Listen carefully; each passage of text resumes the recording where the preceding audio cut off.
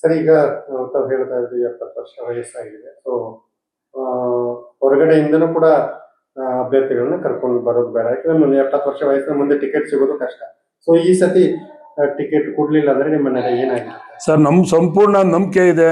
ನಾನು 70 ವರ್ಷ ಏಜ್ ಆಗಿದೆ. ಹಲವಾರು ಹುದ್ದೆಗಳು ಅಲಂಕರಿಸಿ ಸೇವೆ ಮಾಡಿದ್ದೀನಿ. ನಮ್ಮ ಶಾಸಕರ ಮೇಲೆ ಸಂಪೂರ್ಣ ನಂಬಿಕೆ ಇದೆ. ನನಗೆ ಒಂದು ಪಕ್ಷ ನನಗೆ ಕೊಡಕ್ಕಾಗಿಲ್ಲ ಅಂದ್ರೂ, ನನಗೆ ಕೊಡಕ್ಕೆ ಅವರಿಗೆ ಮನ್ಸಿಲ್ಲ ಅಂದ್ರೆ, ನಮ್ಮ ಬಾಗಲಗುಂಟೆ ವಾರ್ಡಲ್ಲಿ ಸುಮಾರು ಜನ ಆಕಾಂಕ್ಷಿಗಳಿದ್ದೀವಿ. ಎಲ್ರೂ ಕೂರಿಸ್ಬಿಟ್ಟು ಯಾರಿಗಾದ್ರು ಒಬ್ರಿಗೆ ಅವಕಾಶ ಮಾಡಿಕೊಡ್ತಾರೆ ಅಂತ ನನಗೆ ತುಂಬಾ ಆಶಾ ಮನೋಭಾವನೆಯನ್ನು ನಾನು ಅವ್ರ ಮೇಲೆ ಇಟ್ಕೊಂಡಿದ್ದೀನಿ. ಒಂದು ಪಕ್ಷ ನನಗೇನಾದ್ರು ನಮ್ಮ ವಾರ್ಡಲ್ಲಿರೋರಿಗೆ ಯಾರಿಗೂ ಕೊಡದೆ ಅವ್ರು ಬೇರೆ ಎಲ್ಲಿಂದನೋ ಬರುವಂತವ್ರಿಗೆ ಏನಾದ್ರು ಅವಕಾಶ ಮಾಡಿದ್ರೆ, ನಾವು ಅಂತ ಸಮಯದಲ್ಲಿ ಯೋಚನೆ ಮಾಡಿ ಏನ್ ನಿರ್ಧಾರ ಮಾಡಬೇಕು ಅಂತ ಮಾಡ್ತೀವಿ.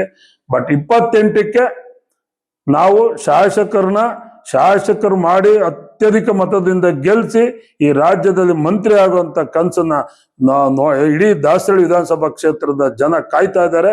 ಆ ಕೆಲಸ ನಾವು ಖಂಡಿತವಾಗ್ಲೂ ಮಾಡೇ ಮಾಡ್ತೀವಿ. ಯಾವುದೇ ಕಾರಣದಿಂದ ಶಾಸಕರಿಗೆ ದ್ರೋಹ ಮಾಡಲ್ಲ, ಮೋಸ ಮಾಡಲ್ಲ, ಅನ್ಯಾಯ ಮಾಡಲ್ಲ. ನಾವು ಅವ್ರ ಹಿಂಬಾಲಕರಾಗಿ ಅವ್ರಿಗೆ ಕೇಳಿದ ಕೆಲಸನ ಅವ್ರು ಏನ್ ಹೇಳ್ತಾರೋ ನಾವು ಆ ಕೆಲಸನ ಖಂಡಿತವಾಗ್ಲೂ ಚಾಚೂ ತಪ್ಪದೆ ಮಾಡ್ಕೊಂಡು ಹೋಗ್ತೀವಿ ಅಂತ ಈ ಮೂಲಕ ತಮ್ಮಲ್ಲಿ ಹೇಳ್ತಾ ಇದ್ದೀನಿ.